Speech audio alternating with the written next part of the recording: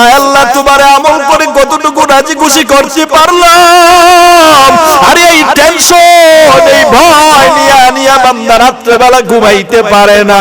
রাত্রেবেলা ঘুম থেকে উঠি আল্লাহর কাছে ওই জাহান্নামের ভয়ে নিজে আমলগুলা কবুল হলো কিনা সেই ভয়ে তারা চোখের পানি ফালায় কান্দে।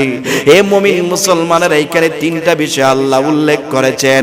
তৃতীয় নাম্বার গুণ আল্লাহ তাআলা বলেন ওয়া মিম্মা রাযাকনাহুম ইউনফিকুন। আল্লাহ বলেন শুধু তাই না তাদেরকে আমি আল্লাহ যে রিজিক দান করেছি সেখান থেকেও তারা আমি আল্লাহর রাস্তায় ব্যয় করে।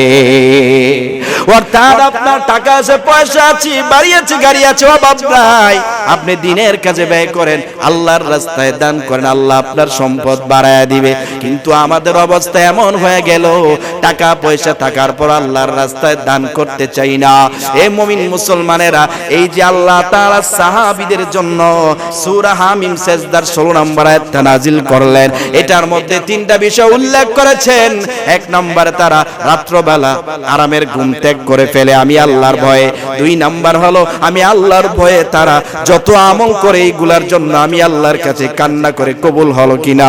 তিন নাম্বার হলো আমি আল্লাহ পাক রব্বুল আলামিন তাদেরকে যা কিছু দান করি অর্থাৎ যে রিজিক দেই, রিজিক পাওয়ার পরে তারা নিজেও খায় এবং মানুষদের মধ্যে দান সদকা করে।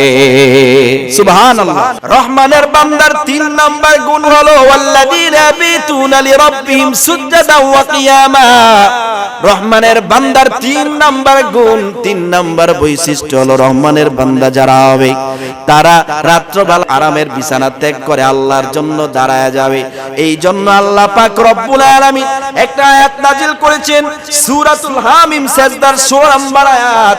আল্লাহ পাক বলেন তাতাজাফা জুনুবুহুম আনিল মাদাজি'i ইয়াদউনা রাব্বাহুম খাওফান ওয়া তামাআ ওয়া মিম্মা রাযাকনাহুম ইউনফিকুন। আল্লাহ পাক রব্বুল আলামিন এই আয়াতটা সাহাবায়ে কেরামদের উদ্দেশ্যে নাজিল করেছেন। বলে কেন? কারণ সাহাবায়ে কেরামদের মধ্যে আল্লাহর মধ্যে একটা প্রেমের সম্পর্ক ছিল। সাহাবায়ে কেরামরা আল্লাহকে এত পরিমাণ ভালোবাসতো, মহব্বত করত, এই জন্য আল্লাহ কোরআনের মধ্যে আয়াত নাজিল করেছেন। আল্লাহ পাক রব্বুল আলামিন বলেন তাতাজাফা জুনুবুহুম আনিল মাদাজি'i, তারা আরামের বিছানা ত্যাগ করে, কষ্ট সহ্য করে, ইয়াদউনা রাব্বাহুম খাওফান ওয়া তামাআ, আমি আল্লাহর ভয়ে তারা রাত্রবেলা ঘুম থেকে উঠে আমি আল্লাহকে ডাকে আর আশঙ্কা করে হায়রে জীবনে কত গুনাহ করছি, আরে জীবনে কত পাপ করেছি, আমার মতো পাপিষ্ঠ কেউ নাই, আমার মতো নাফরমান গুনাহগার এই দুনিয়াতে কেউ নাই। যেই সাহাবায়ে কেরামরা গুনার ধারে কাছেও যায় না, তারা রাত্রবেলা ঘুম থেকে উঠিয়া আল্লাহর কাছে তাহাজ্জুদের নামাজে দাঁড়াইয়া আল্লাহর ভয়ে আল্লাহর কাছে চোখের পানি ফালায়া গুনাহের জন্য কান্না করে, আল্লাহ আমল করেছি, আমার আমলগুলা কবুল হলো কিনা, আয় আল্লাহ জাহান্নাম থেকে কতটুকু বাঁচতে পারলাম, আয় আল্লাহ তোমার আমল করে কতটুকু রাজি খুশি করতে পারলাম। আরে এই টেনশন এই ভয় নিয়ে বান্দা রাত্রেবেলা ঘুমাইতে পারে না। রাত্রেবেলা ঘুম থেকে উঠি আল্লাহর কাছে ওই জাহান্নামের ভয়ে নিজে আমলগুলা কবুল হলো কিনা সেই ভয়ে তারা চোখের পানি ফালায় কান্দে। এ মুমিন মুসলমানের এইখানে তিনটা বিষয় আল্লাহ উল্লেখ করেছেন।